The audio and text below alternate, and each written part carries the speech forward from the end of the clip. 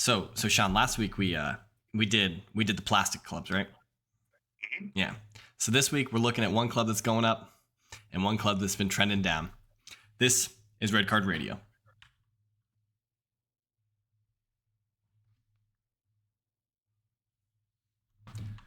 Good morning, good evening, good afternoon, whenever you're listening. Thanks for tuning in. Red Card Radio is a weekly look at the Premier League from three friends who support different clubs. This week, it's a special, different friend. The top left pane looks so much nicer. The video is screwed up. Yeah, there you go, Sean. There you go. You're pointing the right way. Looks so much nicer tonight. Joel, welcome back to the podcast. What's going on, man? How you doing? Thank you, gents. I'm doing very well. I'd like to say the jersey must look a lot nicer as well, right? That's without debate. Yeah. Without debate. None of that ugly blue stuff up there. Greyhound That's bus seat, whatever it is. Yeah. But yeah, we're really, really happy to have you. Brad is, I don't know, he's doing something. He just blew us off, thinks he's too important for us. So we upgraded anyway. So what we've got on for you tonight. Oh, other introductions. That's Sean. He supports Spurs. Joel, he supports Newcastle, if you can't tell by that lovely Newcastle kit. And I am James. I support Arsenal. Now that that's all out of the way, awkwardly and differently than it normally is, what we have going on tonight, what we're doing, we're kind of in this series right now where we are breaking down a couple clubs each week. First week, we looked at Tottenham and Liverpool. Then we looked at Arsenal and Manchester United. Last week, we looked at Chelsea and City. And this week, we're taking a look at Newcastle United and Everton Football Club. Newcastle trending up and Everton barely surviving last year by the skin of their teeth. So maybe trending down. We'll see what it's the elevator pod. Yeah, I guess so. But before we get too deep, of course, we'll hit some comments from last week. And before we get into the main meat and potatoes of tonight's conversation, we would really appreciate it if you are listening for the first time. If you stumbled across this podcast, however you're getting it, whether it's on YouTube or one of those podcast sites, we would really appreciate if you hit a follow button, hit a subscribe, leave us a comment if you're on YouTube. If you're on one of the podcasts, send us a tweet or something like that. Let us know what you think. Tell us your thoughts, because we will specifically be talking about Newcastle and Everton. We'd love to hear what you're thinking about what we're thinking. And rate us 5-star if you're on Apple Podcast. All those things really do help us reach more people. And so, we would really appreciate those things. And I think, honestly, it would just make your life so much more easy, so much more convenient. Right, Sean? Yeah, you're definitely going to want to like, subscribe, rate, review 5-star. Or what might befall of you might be a minor inconvenience. Okay. And you don't want to be inconvenienced, because what might happen to you is you unknowingly talk crap on Twitter to someone with 102,000 followers and send your phone into a tizzy that doesn't even send you notifications because the notifications are coming in too quickly all weekend. Man, that's really specific. You may do that. That's really specific, if you're not Sean. careful. Yeah. So my lesson to you listeners would be to rate, review, 5-star, like, and subscribe. And also, before you start shithousery on Twitter, look at how many people follow the person you're about to shithouse. I think that's just a good solid advice for life. Rule of thumb. It's a very good rule of thumb to have. For sure. For sure. Was it worth it? I don't know. It was kind of fun. Crap talking random people. Some dude tweeted at me with some dumb effing haircut, and he was talking about Twitter or talking about Tottenham, and I was like, "What you need to be worried about is your barber." Bro. Like, what are you talking to me for? Some of your responses were so degenerate. Like, they were just. Yeah. I'm not bringing substance to any argument with some gooners. They're all Neanderthals. Like, I'm not actually taking any of them serious. All right, man. I'm going to go down to their level and speak on their terms. Like, they can only understand this while I'm up here. Like, I got to speak at a 3rd grade level so that they can understand. Yeah, talking about trophies is a 3rd grade level for Spurs. No, it's the only insult they have. That's it. I mean, it's kind of how you judge football clubs, yeah. What type of Neanderthal just goes around typing "War Trophy" on every Spurs comment? But that's not what But they were doing. not to me because I'm in the inconvenienced one, but like some people were like, I've seen it happen. They just like, oh, look at the player we signed, War Trophy. Okay, loser, go back to your cave and draw something on the side of it, you idiot. I think we would all agree that the responses from rival fans on Twitter stories is just bottom of the barrel, generally speaking. Yeah, it's great. It's It was great. yeah. But yeah, so definitely comment, review, 5-star, or you will get battered on Twitter over the weekend, apparently. That's not what was the funniest about it was that I had just gotten off of work. I made that comment, sent you guys a screenshot. I was like, look at how much I trolled this guy. And then like put my phone away and like I'm getting happy hour drinks. I look at it maybe 45 minutes later. Just destroyed. It's destroyed. I was like, what happened? Let me look at this guy. 102,000 followers. I was like, Yeah. probably should have looked at that one first. I'm honestly surprised you didn't make it onto the Arsenal subreddit. With Oh, that would have been peak. Yeah. That would have been peak, buddy. I would have had to make. I made it. I would have had to make a Reddit account to jump in there. Yeah, I'll make one soon. Enough of Sean's weekend escapades getting battered on Twitter. So a couple comments from last week. We're going to start with Zach in YouTube. On the YouTube comments, he said, we were having this conversation last week about Jadon Sancho, about his usefulness to United and expectations and things like that. And he said, did the unnecessary research for your disagreement on Sancho's contributions for Manchester United last year.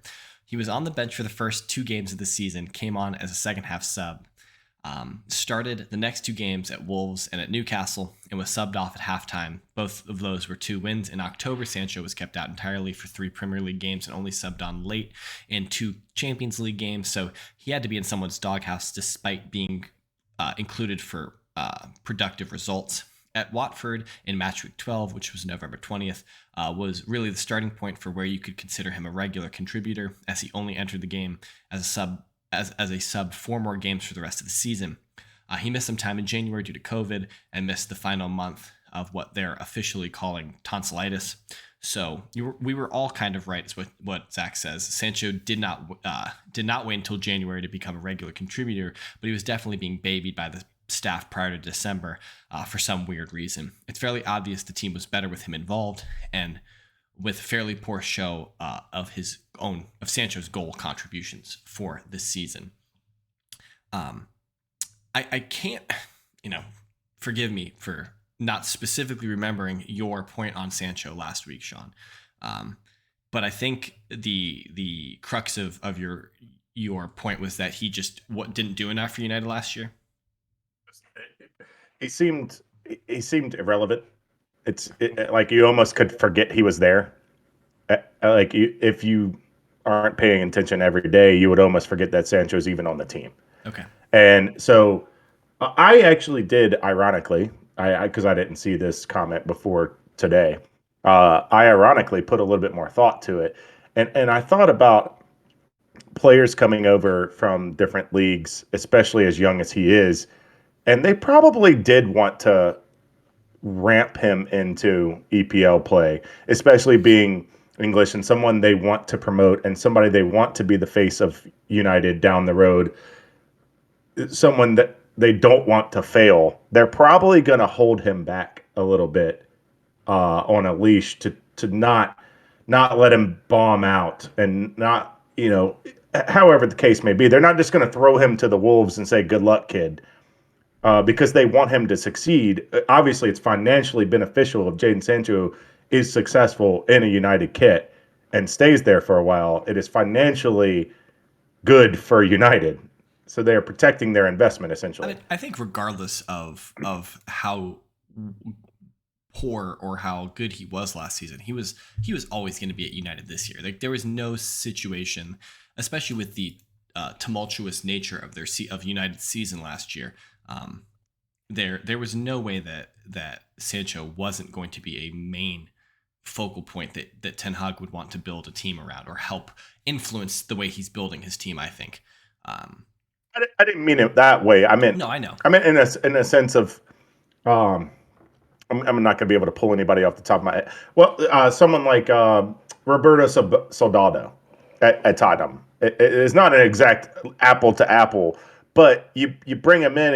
He's a premier signing. You're waiting for the best, and you just throw him to the wolves, and he doesn't pick up to English football as quickly as you'd like, and you got to move on in 2 or 3 years because he's just not producing, and he's lost confidence, and he's not playing well, and all that stuff. But you do that at United, and their fan base gets ravenous and starts, and now he's not good for English, the England national team, and the domino effect starts. Yeah. I thought about it a little bit more in depth after I said those comments, and I thought they probably did the right thing of kind of shielding him from that a little bit because he's 21, he's very young, right? Yeah, he Yeah. is, yeah. Very, very young. Yeah, don't throw him to the wolves yet, and let Xhaka come in with a sliding knee. Don't give him that 38 times a year. Because it's not just Xhaka. I always pull out Xhaka. Yeah, It could be Xhaka's Xhaka or Dyer. You could legendary. just interchange Xhaka or Dyer. It could be either one. Or Romero now. Romero's the premium shithouser at Tottenham. But United are such an interesting case off of last year because I don't know what to make of United right now, just based on because I think the last 6 months with Ralph Ragnick are almost like it's almost like they don't exist when we're trying to assess this football team and trying to assess what they are and what we should expect of them. Yeah, I think last year was just a write-off. The whole season was just a write-off for Man U. They didn't do well in anything. Like, I think not just Sancho. I mean, he's one of many players that just didn't perform to the levels that everyone was expecting at the start of the season. At the start of the season, you look at Man United's squad and you think, wow, this team could challenge for the title. Like Rafa on Varane, paper, Cristiano Ronaldo. I mean, Jadon Sancho. Like these, you look at the names and you think, wow, these guys they can have a good season. But Rashford, none of them just disappointing the whole season. So maybe under Ten Hag, it will be a slightly different story. But yeah, it's really intriguing because the previous season they finished second, and then they go out and make those 3 signings, and you're like, yeah, like that's a proper window for a team that's looking to compete. Like you get a quality center back. You get arguably one of the greatest players to ever play the game to come back. And he's just going to be a goal force, and then a very young, exciting English the forward. top young English player. Period. At the time. Saka. At the time. Saka. Okay. Phil Foden. Okay. Phil Foden. Yeah, Phil Foden is probably fair. Even though Saka was robbed, I'm just saying. PFA Young Player of the Year. Maybe around. I won't go down this rabbit hole, but please do. Go down it. Yeah, why not? All right, Joel. On the spot. Is this England's golden generation? No. What? This currently with Foden, Saka, Rashford, Sancho. I mean, you just name. He never named Harry Kane. Harry Kane, yeah. Harry Maguire. No, I was naming the young ones, but gotcha. Calvin Phillips. Like you go down the line. I think that in my lifetime, England's best team on paper was 2004, 2006. Beckham, Lampard, Neville, Gerrard, Neville, Scholes, like Rio Rooney coming through, Terry, Ferdinand, Terry, amazing players, but they didn't gel. They didn't gel at all. But this generation of England players, they're not as. I don't think they're as talented or as good as those players. They're still this is probably one of the best England teams I've ever seen. They got to the semi-final of the World Cup and then their first finals in 1966. Like but they just gel so well. Like Mason Mount, Phil Foden, all play for like rival teams, but they just match. They like each other. They like each other. Exactly. This would be maybe this is why this discussion would be a little different, but it's kind of a small microcosm. I'll try to make this quick of when the NBA allowed players in the Olympics and we made the first dream team, and then the player, like you extrapolate that from 92 and our first dream team to now, it's because they were they talked more, they hung out more, they became friends. You lead to the NBA that is now, that they all want to play together, but they're all talking with each other, they're all friends with each other, and like that generation kind of similarly coned out or coned in to where now they all, although they play for rival teams, they know each other and they see each other on a regular basis and they talk to each other, and now they're friends even though they play on rival teams. I think the better way to look at it is I think sports are less adversarial. The players are less adversarial with one another. Yeah, that's true than too. 20 years ago, than 25 years ago. 25 years ago, Tony Adams wanted to kill somebody on the pitch he was playing against. Like it didn't matter if you were in English or, these players didn't like each other. Patrick Vieira and Roy Keane, they if it would have been a boxing match if it wasn't like on a football pitch. Like these people genuinely disliked each other, and they genuinely wanted to inflict as much legal pain on them as they could. Yeah. Oh yeah. I mean, the rivalries between like the clubs now, the clubs don't like each other, but there's so much like Spurs, Arsenal games, Man United, Liverpool games. Like they're so much more friendly now. Like you see their players hugging before the game, they're hugging after. Before, like the players in the tunnel, they're focused, they don't even look at the other team. Yeah. But now it's like they're taking selfies together. Like it's just very different. It's different, but I think that's probably true across all sports. We just have better ways of communicating. All sports in all other. Countries too. Yeah. Yeah, I think all sports in all countries too. We just have better ways of communicating with one another now, and it's easier for us to foster relationships with people that don't live near us or aren't in the same town as us, live across the country. So would you say that there's more love now in the air? I hope so. Love is good. Yeah, love is good. Yeah, keep your crap across town though. I don't want to see none of that red stuff spilling over. Oh, thanks, Zach. But thank you, Zach, for that comment. Really appreciate it. Move on. We'll have Will's comment. Will said he took issue with my statement last week, and he said, "Juve are like 2 years away from being Barcelona." That was a direct quote from me, and he responds that Inter and FIGC, which is the federation of, it's essentially the Italian FA. Tried to kill Juve 16 years ago, and we came back and won 9 straight Scudetti. I'm not too worried about the management's ability to work out the finances. He said, see Di Maria and Pogba free transfers, and like you mentioned, playing hardball with the De Ligt fee. I mean, no one questions Juventus's ability to sign a player on a free contract.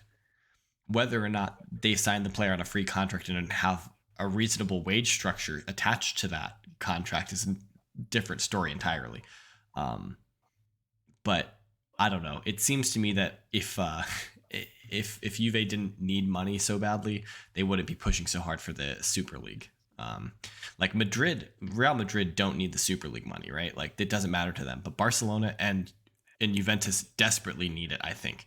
And I think that kind of speaks to why those two clubs are still with Real Madrid pushing for it so hard. But yeah, I don't know. 2 clubs that have no chance of winning the Champions League either. I think they're just kind of slowly slipping down. Well, I mean, like, I think the thought process that most of the continental clubs are having a hard time competing with English money, I think is a completely legitimate concern for the European clubs. That there's a lot more money to be made in English football compared to Italy for sure, and Italy is certainly suffering really hard about this. I mean, but in the same way, so is Spain. I think it's like 7. Like I don't know specifically, but like you look at a club like Barcelona, they had a negative 160 million euro transfer cap this summer. So like they had to make 160 million euros before they were able to register anyone or something like that. It was absurd. So I'm not saying Juve are at that level. And I think Italian football is run generally different than Spanish football. There's a lot more tight, strict financial control in Spain as compared to in Italy. But all we ever hear about is Juve just being in financial problems. So, well, it was interesting. And I'd be interested to hear Joel's take on this because I don't know if I ever have. While I was waiting on you guys, I was hanging out with a buddy who's genuinely curious, and I told him the pod was coming up. in a couple hours, and I was just kind of hanging out and waiting, and he was asking me questions, and somehow or another we got down the road of the argument we had probably 6 months ago, you and I, James, about the English money versus the rest of Europe money and the TV contracts. And I argued that it was England who saw the opportunity and went and sold the marketing of it and seized that opportunity and now are reaping the benefits of it. And that's not England's fault for having the foresight to go do that. That is La Liga's fault and Serie A's fault. And for them to not go get that, because, and here was something we never argue about on at that time. This is early 2000s. You had Liverpool. You had Chelsea coming. You didn't have City, but you had Tottenham. You had Arsenal. You had Manchester United, and I said Liverpool. But in Italy at that time, you had Milan, AC Milan, Inter Milan, Roma, Napoli, Juventus. You had 5 and 5. Don't tell me you didn't have teams and players marketable to sell to people. I mean, and you made a correct, Joel, and I don't know if you remember this. He made a correct amendment to that of it's different. Where if you market, he said something along the lines of, if you market English football in India with an educated India person or wherever, just pick a country, an educated person in that country, they most likely speak English. You can sell that product in many more countries than you can sell Italian Serie A, because not a lot of places speak Italian. So you don't really know what's going on. And then you build viewers that way, which is why and that is correct. And I'd be interested in your take on that, Joel. Yeah, I would agree with that. The language barrier that plays a huge part, I think, because you go to countries in Asia and Africa or wherever, and you try to market. You say the word Manchester United, and everyone's like, "Oh yeah, we know Manchester United." And you say the word David Beckham, and everyone knows David Beckham. I feel it's just different with the Italian league, not so much the Spanish league, because of Barcelona and Real Madrid. They're just so more well known than most other clubs in the world. But for me, growing up in England, obviously, it's just the Premier League. Yeah. Some people love the Spanish league as well, but no one really cares about the Italian league, the German league, the French league. Like, no one really cares. And it was never really on TV that much. It would be on like a +1 channel, like way down the line. Like, no one really watches it. It's just not of interest. The Italian style of play is not well liked in England, and probably the English style of play is probably not well liked in Italy. It's just, I've never liked Italian football ever, and not just because of the Euros, not just because of the Euros last year, but I've never liked Italian football. I think it's painful to watch, to be honest. That's just my opinion. No, sorry, of course, no. He then asked me. I kept talking about the Big Five, and he was like, "Well, what's the fifth? You've named England, France, Spain, and Italy. What's the fifth?" And I was like, "Oh, well, Bundesliga doesn't count because they've got their own set of rules. They got the 50+1. Like they don't apply. Like they've had their finances in order for 70 years. Like that's a different can of worms. I'm gonna have to explain later." But I think if I'm not mistaken, I feel like I've heard people in Germany like talk about how 50+1 is burdening the clubs and is going to make it financially very difficult to compete in the future. I think it's bad. I don't know. I was checking myself before I said something I was going to regret. But I was going to say my initial thought was it's bad for everybody not named Dortmund or Bayern Munich. It's bad. It holds the other 18, or no, they have 18 there. The other 16 back from growing because they can't go out and get a big name because they don't have the financial backing. They're not able to have the financial backing. They can't make a name of themselves at this point. And this point of European football, yeah, I mean, they cannot go do that under the constructs of their league. Yeah, billionaires can't go buy clubs in Germany. So they go buy another club in England. Um, speaking of that, man, flexing up there. You had some strong words in the YouTube comments for a one Mr. Brad, didn't you, Joel? I sure did. Yeah. I thought what he said about Chelsea title challenging was just silly. Yeah, so we were. I think I asked Brad a pointed question. I said, right now, without any transfers, are Chelsea what's Chelsea's outlook for the season? And he just, in Brad's way, flippantly said title challengers. I think wasn't it? Do you think Chelsea can win the league? And it was like, Something yeah, like they that. can. Yeah, something like that. Which is just asinine. So you don't, Well, not for word, but make your comment. Well, at the time of my comment, so Sterling has all but signed since then, which he had at the time. I don't care about Chelsea too much, but it was rumored then. It's pretty much confirmed now. So at the time of my comment, Sterling was not confirmed. They're weaker at that point. I still think they're weaker now, actually, than they were last season.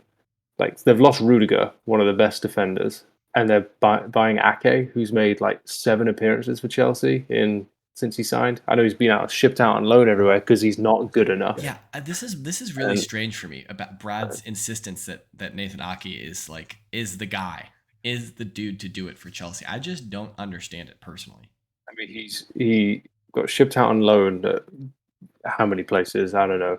And he spent a few years at Bournemouth, which they're in the Premier League at the time. He was a starter at Bournemouth. Fair play. Went to City, weird signing. He didn't play a whole lot at City. Yeah. And now Chelsea want to sign him for stupid money. And I just don't think he's not going to improve Chelsea. He's not better than Rudiger. And if he starts, they're definitely weaker at the back than they were before. He's not better than Silva. And Silva's 90 years old. I think to your point that if Rudiger's not the best center back of all time, so let's say Rudiger's a 9, Ake's a 6 then. He's not awful. He's not awful, but if Ake or if Rudiger's a 9, that's a big drop off to get down to Ake. There are countless other defenders I it sounds would think Chelsea would go for before Ake. I think it sounded like today there was reports that Koulibaly from Napoli is close, and I think that's a better signing than Nathan Ake. Heck yeah, it is. He'd be a great signing. They've been linked to Koundé for 2 years. I don't understand why that's taking so long. I would throw this out, Joel and James. Over Ake, would you go get 35-year-old Jan Vertonghen out of Portugal? No. Well, you little suckers. Oh, absolutely. I would take Newcastle's new centre back over Nathan Ake, and that's just.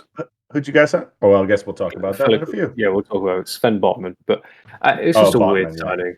Like Ake's just weird. They got Lukaku, who didn't perform well, but he's gone. He's never going to play for Chelsea again. Let's be honest. No.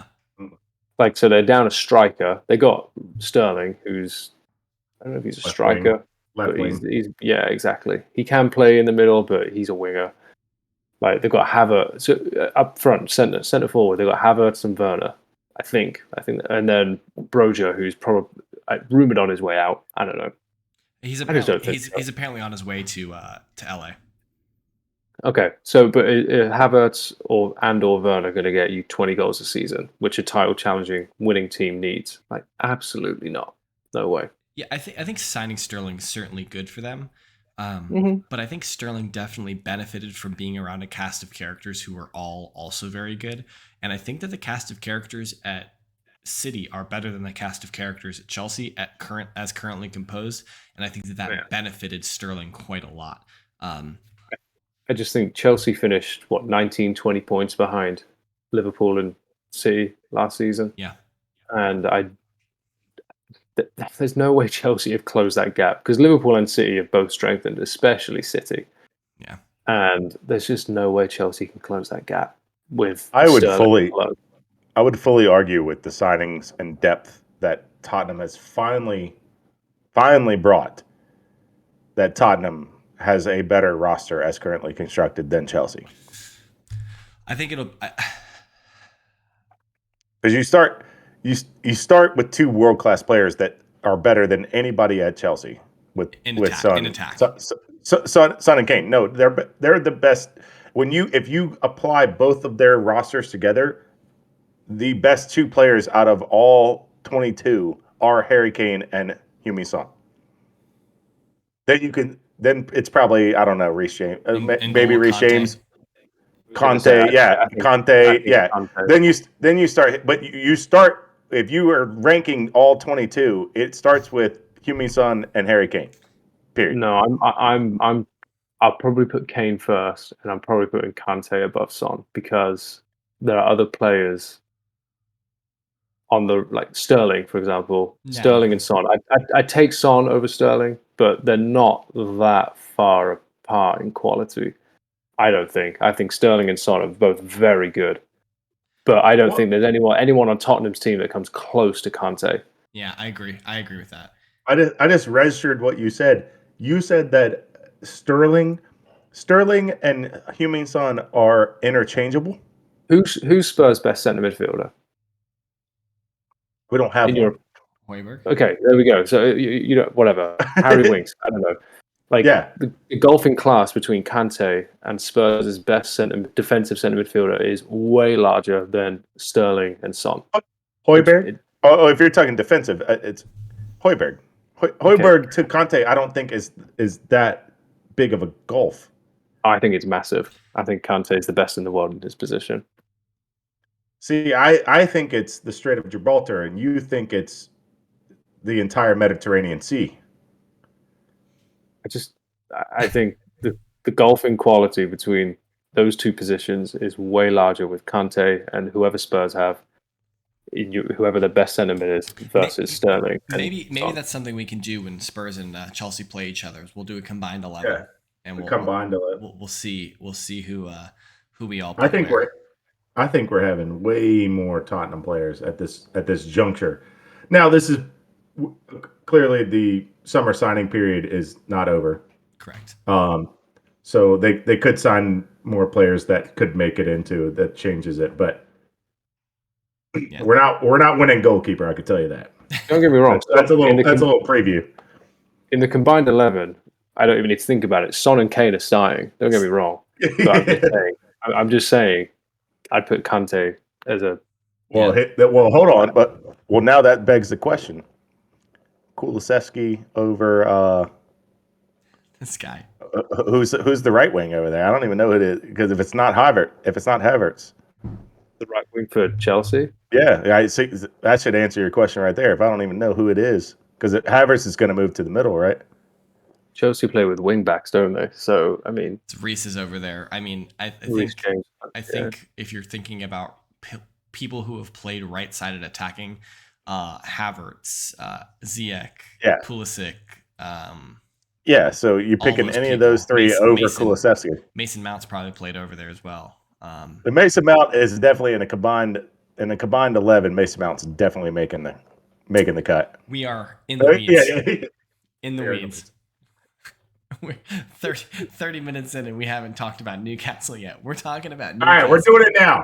We're doing it now. All right, Newcastle United. What mostly you've seen how we've done this over the last couple of weeks, Joel. I'm just gonna kick it to you, kind of give you free rein, talk about your club, tell us what you think the squad looks good at, what you guys need. Take it away, man. Yeah, Newcastle. Things are first time. Since I've really supported this, since I can remember, I'm excited for a new season to start. Honestly, I haven't been excited for the last decade plus. It's exciting because we're actually signing good players, and there's an optimism that we can, even if we don't win a trophy, even if we finish 10th next season, things are looking good.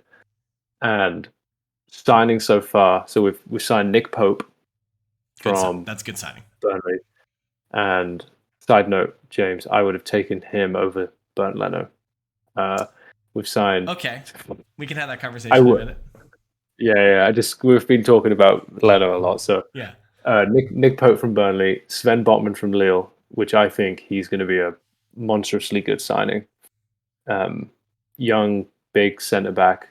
AC Milan wanted him, Italian champions, and Newcastle got him. We have signed Who else have Newcastle signed? I'm drawing a blank. Why am I drawing a blank here? Let's pull them up real quick. Yeah, pull them up. My goodness. Squad. Where's what I'm looking for? Full squad details. We've signed I know we've signed 4 players, and I just cannot get the names out right now. We almost got Ekitike, but he. Yeah, what happened there? I don't think we'll ever know what happened there. Matt Target. Oh yeah, so he was on loan last season, and he's back. Signed him up on a permanent. He was our left back. Yep. He is our left back, and I think that's a brilliant signing. He was really good. Excited to have him back. That looks like everything.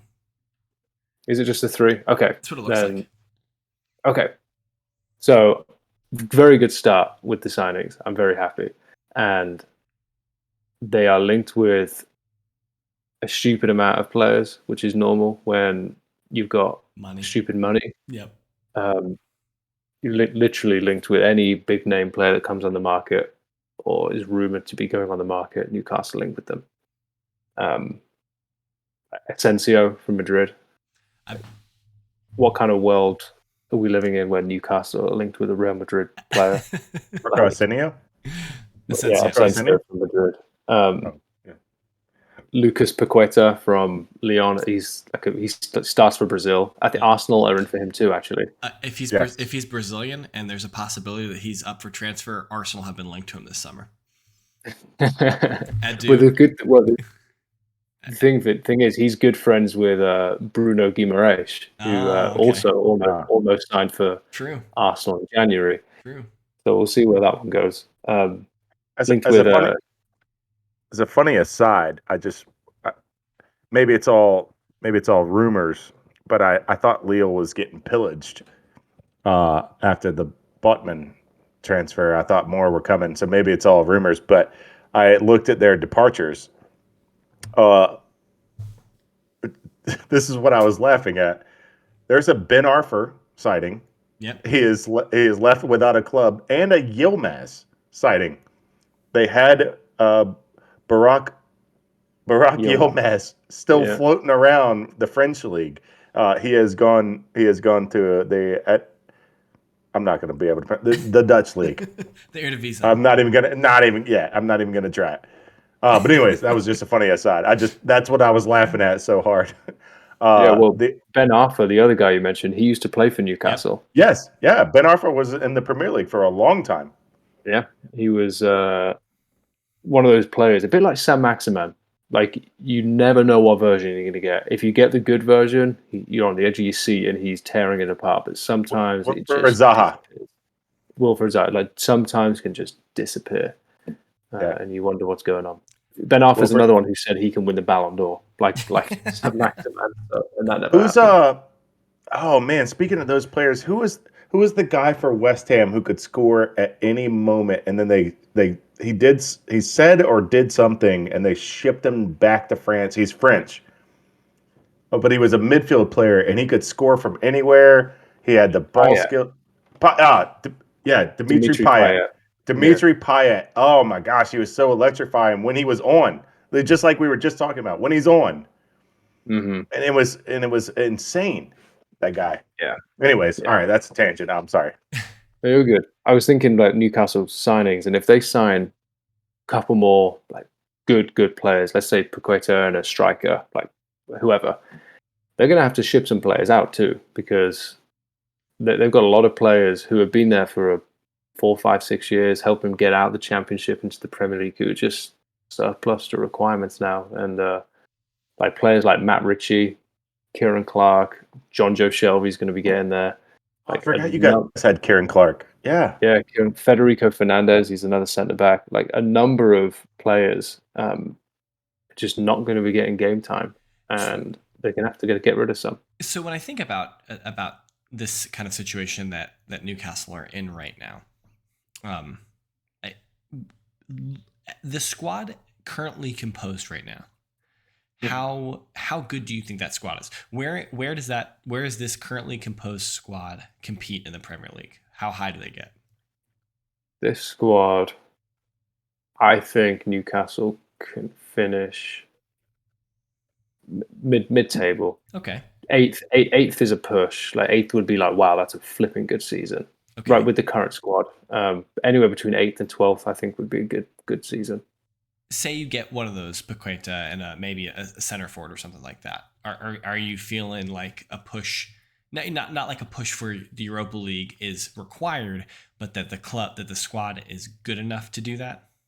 Yeah, I do. I think if Newcastle can get a Paqueta type player, that quality, and then another striker to rival Wilson, or either Upgrade. An upgrade to Wilson, because he's very injury prone. Yeah. I do think in the back of our minds, Newcastle fans' minds, will be thinking, we really could do it, because I mean, a centre midfield trio of Paqueta, Guimaraes, and Joelinton.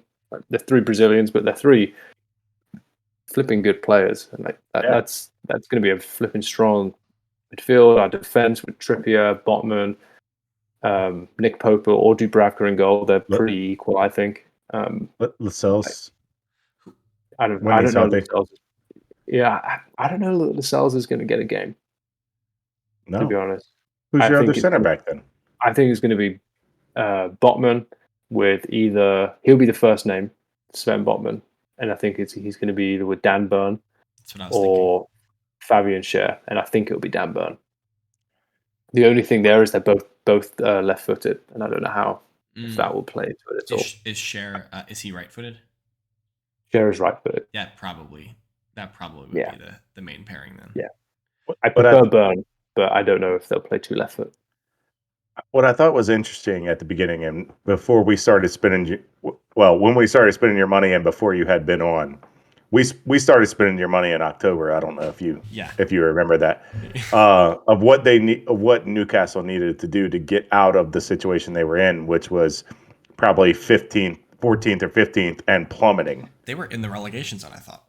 Well, and plummeting in October when they weren't in the relegation zone when they got bought. Yeah. Were they? Okay. Okay. So I'm misremembering the timeline, but we started spending the money of like, what do you need to get out of here? And Sean Stradamus said, you need a goalkeeper and a center back and build from the back. And they got Dan Burn. They didn't get the goalkeeper. I said Dean Henderson half a season loan because he's just rotting away on the Manchester United bench. You might as well see if you can pay his wages for 6 months. You might as well. Yeah, he's not playing anything.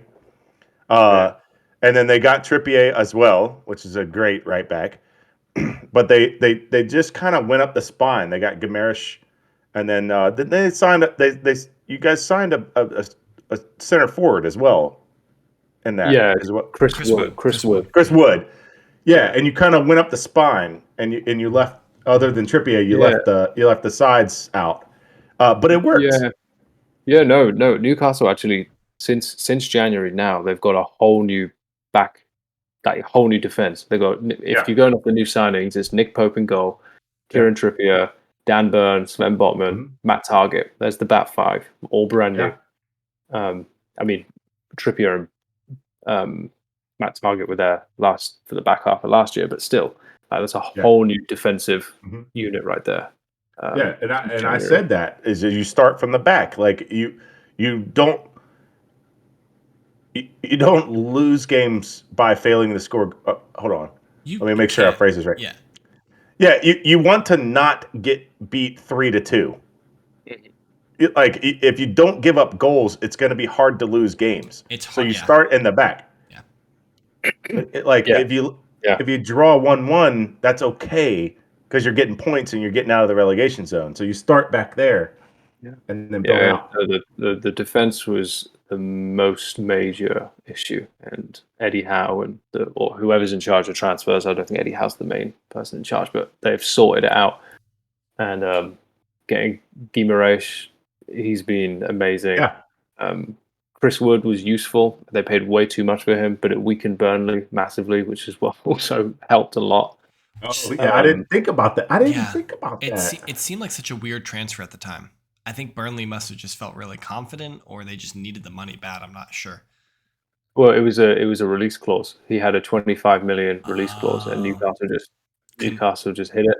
and so Burnley couldn't reject it. Yep. It was a clause. So, and I mean, Burnley got Weghorst, and he was very good for them over the course of the end of last season. I thought he was pretty good for them. He just wasn't. Well, yeah, he wasn't good enough to keep them up. True. That's the thing. Maybe Chris Wood would have been. Perhaps. I don't know. I don't know. I don't know if one player saves Burnley or not. I'm not sure. Yeah. I don't know. But still, yeah. So Newcastle, if the transfer window closed today, I'd be a little disappointed because I think they need to improve up top. I think goals. Yeah, they need to add something, either I don't want to say world-class winger, but a winger. So you've got Sam Maximan on the left, and he's someone else on the right. I'm not a huge Almiron fan.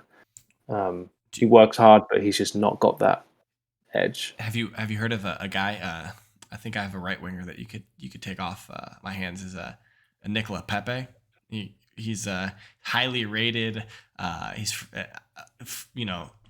played in France, got a lot of goals in France. You can have him at about bag of crisps. If you want to do a Chelsea deal and give us him for next to nothing, and you lose out on tens of millions, we'll take him. I was gonna say, Joel, if you get Nicola Pepe for 10 to 13 million, that's not a bad deal for you guys. See if he's got anything left in the tank. No, you're not throwing away a lot. Like, that's a good deal for you guys. I think Arsenal. I think Arsenal are only asking. They in a dream world want like 25 million for him, and I just. Oh, so you definitely could get him for 13. He's flopped big time at Arsenal. He was meant to be a world-class winger, and he just hasn't worked out. It's the physicality. I think.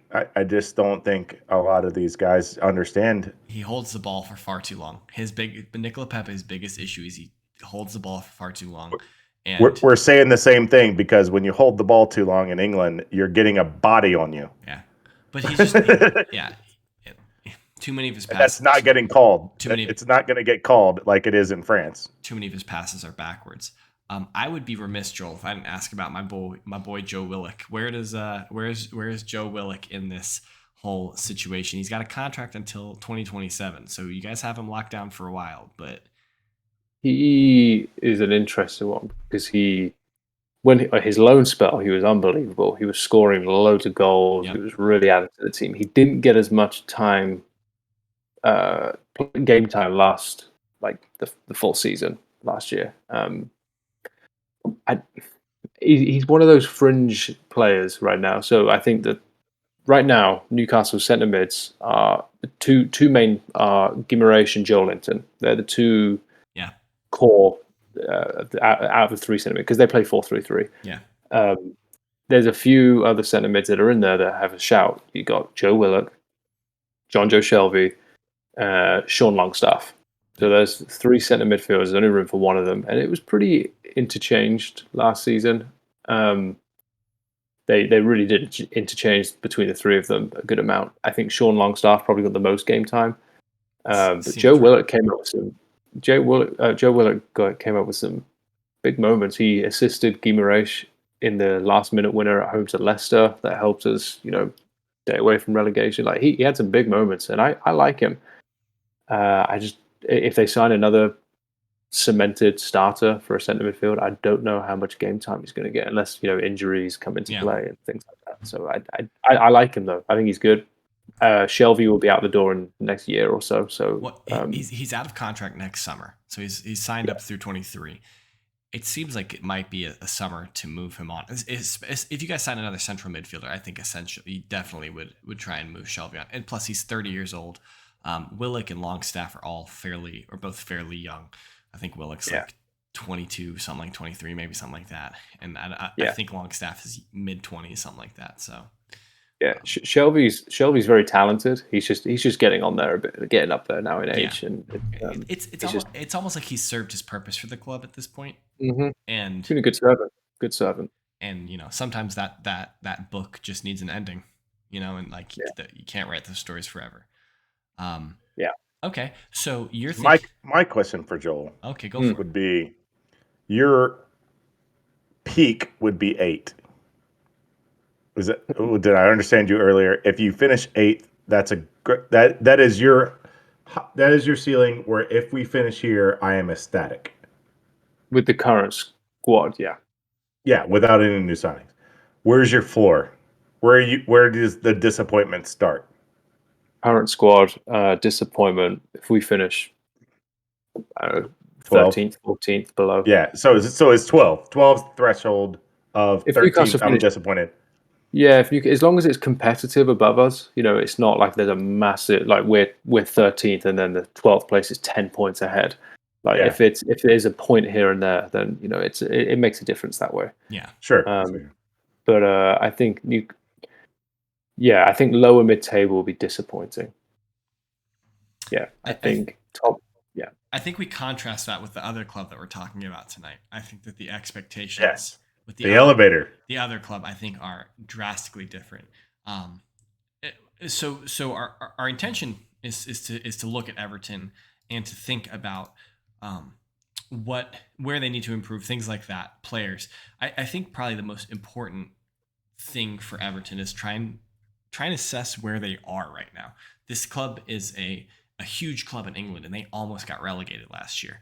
They have some pretty substantial financial issues. They've been spending money for the last few years, and then they almost get relegated. And so it doesn't seem like they're going to have a huge amount of financial flexibility this summer like they have in the past. They have kind of an unproven manager in the Premier League, definitely, in Frank Lampard. So I'll kick it to you first, Sean. What do you think Everton's goals should be for coming into this season? So it's a bit of a split answer here. Okay. Because our Everton fans expect where they have been and where they normally are, which are top half challenging for Europe, is where they expect to be. Now, the club itself should be a little bit different because, like you said, they're financially challenged. They've just lost Richarlison, which will help them. Well, not lost. So they sold Richarlison for, I think it was 55 or 60 to Tottenham. So that should help them be able to replace, but they're going to have to spend that smartly, or they're going to have to part with Anthony Gordon, which they don't want to do, clearly. Otherwise, he'd already be in a Tottenham kit. Because we tried really hard. Newcastle are in for that, but if they get a good lump sum for Anthony Gordon and Richarlison, they need to spend that wisely and not spend all of it, which is going to be very, very difficult for them. The financial part, I'm bringing it around the table for no reason at all to say the goal as a club is to not get relegated and do not lose Premier League money. Okay, so you think do you think they're going to be in another fight for survival this year? I don't see how they're not. I honestly, unless they land something phenomenal where they find some diamond in the rough, that they pluck somebody from like the Dutch League 2 that is just the next whoever. I don't see how, and they get them for like $2 million. I don't see where it's going to come from because they have to show a profit this transfer season, correct? I'm not sure. It's the specifics on the financial. I'm not sure, but I know that they don't have the same. They can't be spending like they have been in the past. I don't know the specifics on the financials. In all fairness. All right. So what do you got? Yeah. What do you think, Joel? I was just looking up their who they've signed and who they've let go so far. So they have signed James Tarkowski from Burnley on a free, which is good. They needed another centre back. They needed to strengthen there. They have signed 3 players on loan. I'm not even going to attempt to pronounce. No, because it's one from CSK Moscow, Standard Liège in Belgium, and Sporting Lisbon. A defensive midfielder, a left back, and a goalkeeper. So they've signed every position is defensive, which is what they needed. I don't know if these are going to be starting players. I'm sure Tarkowski will be starting. It looks like those 3 other players are end of loan. So they were on loan. They're Everton players who were on loan last year who are returning from loan is what it seems like to me. You are right. I missed that. Thank you. Okay, there's three more defensive players that are coming back. I don't know if they're going to be playing at all. Who knows? They need, obviously, goals to stay up, and they've lost Richarlison. They've got Dominic Calvert-Lewin up front. A good friend of mine, Josh, who's an Everton fan, he's not a fan of Calvert-Lewin. He doesn't think he's good enough to be the main striker, lead the line for Everton, which I find it hard to disagree with if you look at his return. So they're in a bit of a pickle. They need to spend that Richarlison money, and they need to buy another goal scorer, and they need to shore up that defense even more because it was a championship defense last season. So if I look at their current squad is super thin. It is threadbare. So if I'm just going to count,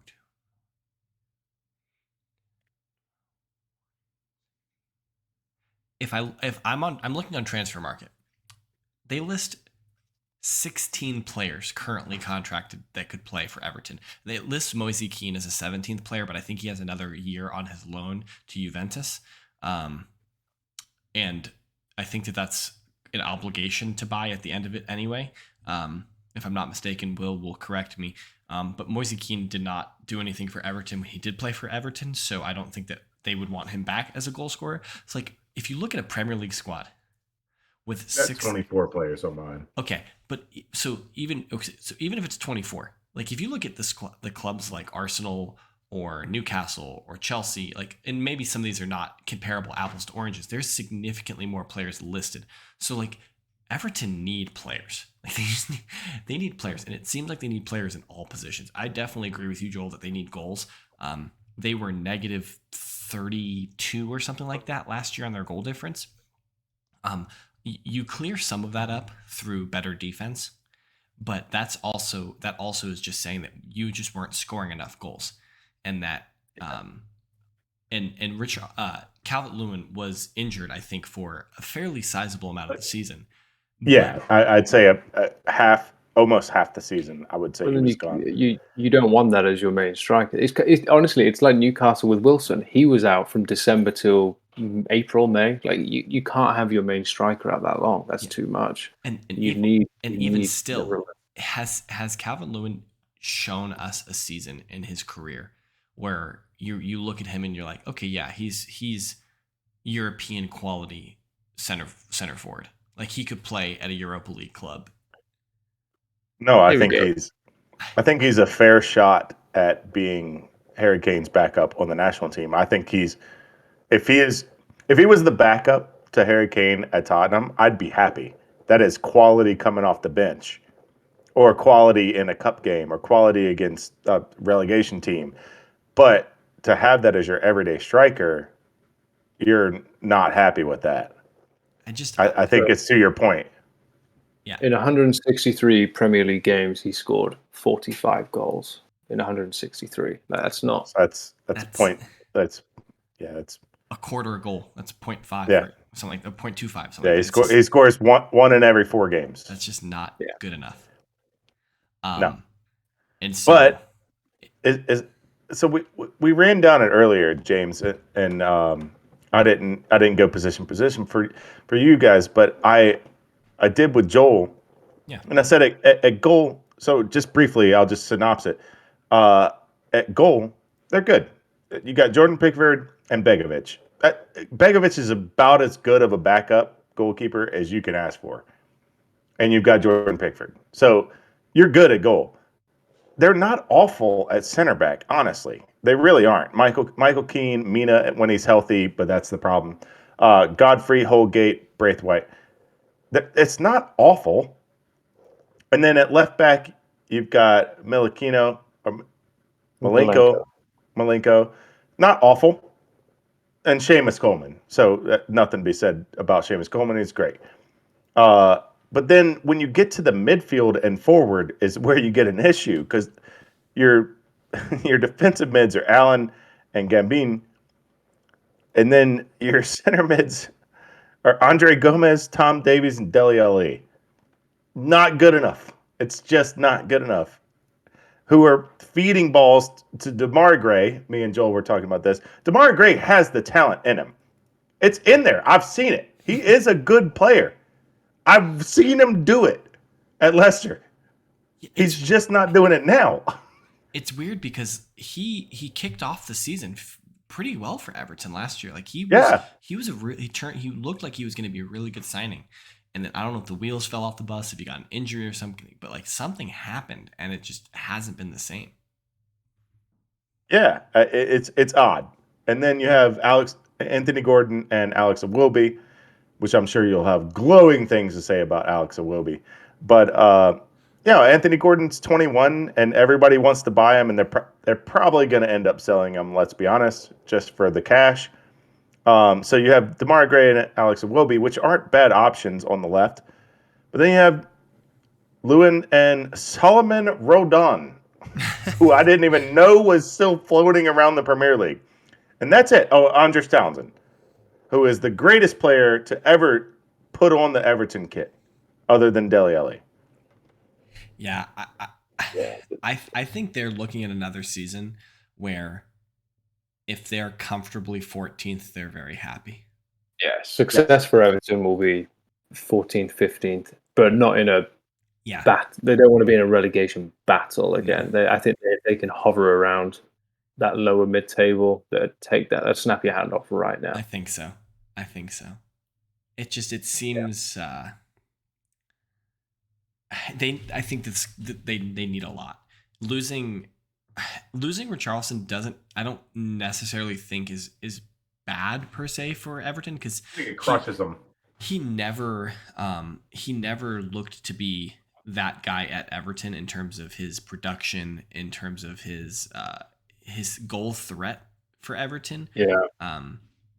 Maybe he'll be better surrounded by better players at Tottenham. I'm not sure. Or maybe Everton pulled the wool over Tottenham's eyes. I think that's entirely possible as well. We'll see. I think the problem with Everton as well is, so they've got 60 odd million now from Richarlison, but I don't think there's that trust that the owners will spend that money wisely. Over the years, they've just been bad with their money. And I think they gave us. They're not going to waste away Richarlison's money as well. I think they paid Arsenal somewhere in the region of 40 million for Alex Iwobi. That's just Iwobi's a decent, he's decent, fine. He's not nowhere near that. Alex Iwobi is probably a player that could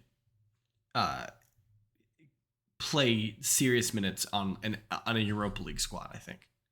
Yes. Yeah, absolutely. He could play against the French second division. I don't know. You're just some European quality, UEFA Conference League type player. Yeah.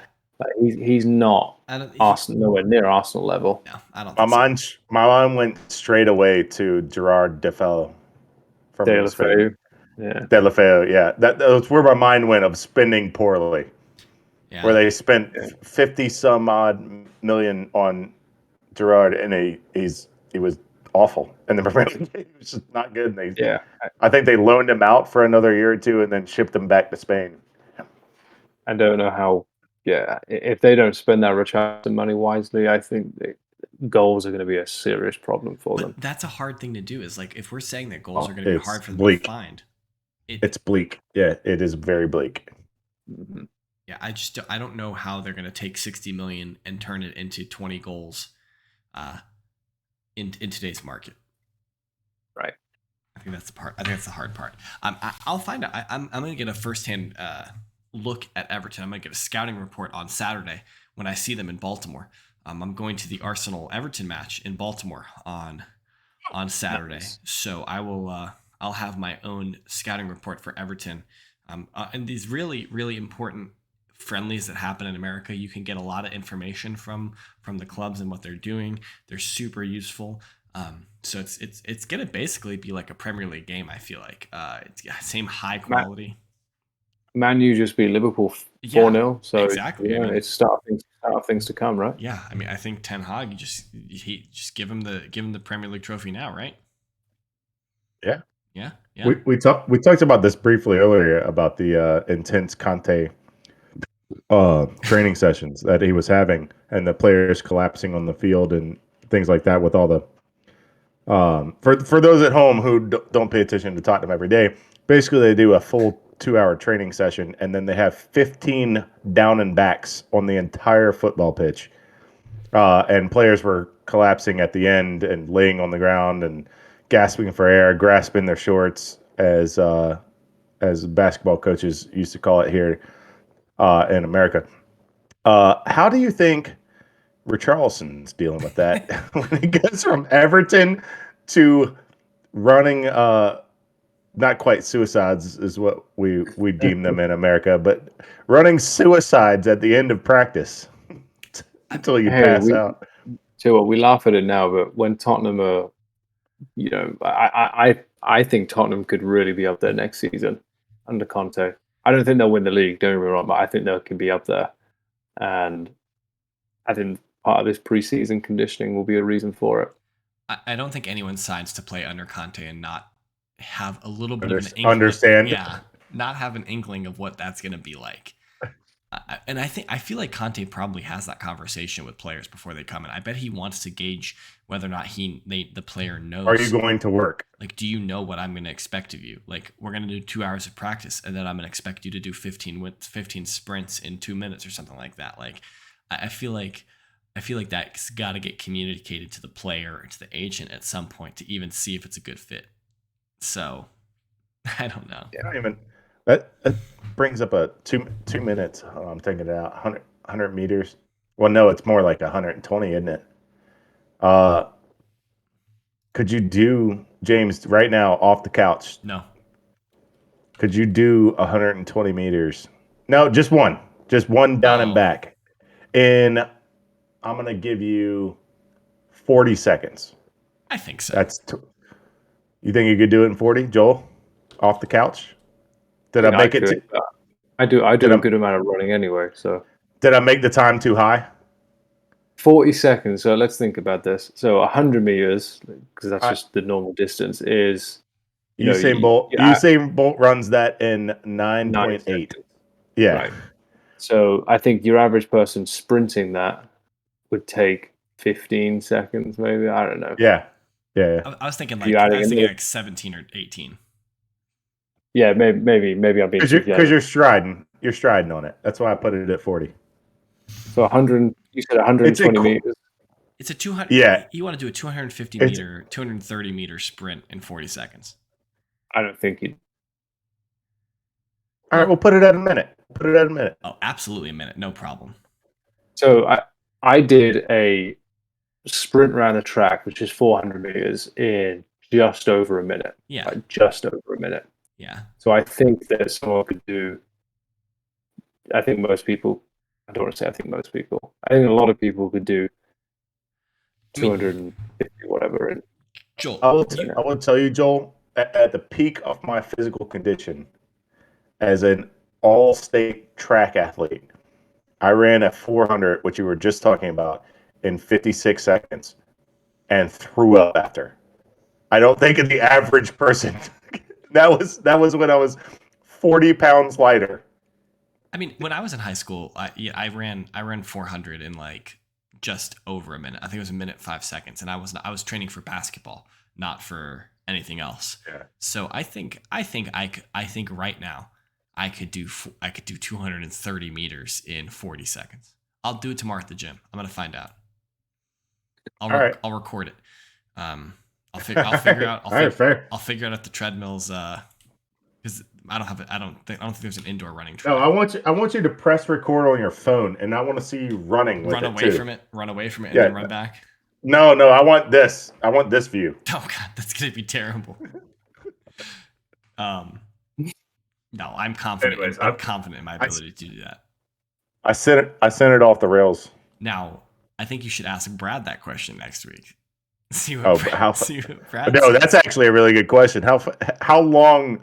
It's not under. Can he make it under 40? How long would it take him to run 240 meters? The next thing on after penalty shootouts, we're gonna have a Sean and Brad sprint off. See who can make it down the pitch. Oh, that's not fair to Brad. I'm like 4 or 5 inches taller than Brad. That's not fair to him. You're not that much taller than him. Brad's like 6'2". No, he's not. There's no way he's 6'2". Brad has at least 1 or 2 inches on me, and I'm like 6 foot. I was also 6'2", trained. Brad and I are pretty similar. Yeah. All right. Well, still, he's not. He doesn't. No, there's no way. He walks like the penguin from Batman in the 80s. All right. We are. There's no way. Yo, I think this is going on the list. Love you, Brad. Don't miss another week, or you'll get slandered again. I think that about does it. I really think Everton are going to be in a fight for it. I think that's kind of where we all land. Yeah. Is that they need goals. They probably need defense, center backs, things like that. Center midfield. They need everywhere. Yeah. They need everywhere. It's hard. I think the one position that you say that they're good at is goalkeeper, because they have Pickford, and Begovic is a very serviceable backup. Yeah. We didn't quite get to the conversation about Frank Lampard that I think I would have liked to have. Just time constraints makes that not possible at this point. Maybe next week we'll get on it. I think, speaking of next week, the plan of right now, at least that I'm just kind of throwing out there, is talking about West Ham and Leicester, perhaps. And then I think maybe the week after, so that would be July 19th, and then we'd have another week, July 26th. I think that we could talk about maybe the teams that just got promoted, maybe Fulham, Bournemouth, Nottingham Forest. So if you're keeping a look at your schedule. But then that brings us into August, and August 2nd is the week that the Premier League comes back. So we are, guys, we're exceptionally close to having meaningful football come back. So this weekend is Friday the 15th is 3 weeks away from August 5th when the Premier League kicks off. So we're close, boys. We're close. We've almost made it. Fortunately for me, that's the time that I have to renew my membership to RVA Spurs, which means I have to pay money. Oh. Who do Arsenal and Tottenham have first game of the season? Crystal Palace. We have Southampton. Okay. Newcastle got Nottingham Forest. So nice. I'm a little nervous about that one. Last year that didn't work out so well, playing a newly promoted team for Arsenal. So good luck on that one. I would just my advice to you would be avoid COVID the week before. Don't. COVID. Don't let 3 of your important players get COVID right before the season starts. Okay, that's all we got for you guys tonight. Joel, as always, big up to you. Thanks for joining us and helping us dissect Newcastle tonight and kind of take a look at them. We really appreciate it, man. Yeah, thank you for having me. It's always a pleasure. Yeah. And it feels even nicer to replace Brad instead of being just a guest. I'm actually like replacing him. So yeah, we might need to talk about making this permanent. I don't know. Get rid of Brad. Hostile takeover. You got coup d'etat in the top left corner. Of Red Card Radio. But as always, if you are still listening, really would appreciate comment, subscribe, all those things, 5-star on Apple Podcasts. All those things really help us. Leave us a comment. We would love to talk about and hear what you guys think about what we're saying about Newcastle, what we're saying about Everton. We would love to continue this conversation with you. And hit us up on Twitter. Joel is at JoelFinley16 on Twitter, I believe. That's correct. Sean is at Whiteheart_Sean. I am at James Tiffany. The podcast is at RedCard_Radio on Twitter. And we would love to hear from you. And until next week, we will see you guys. Have a good one. We will see you next time.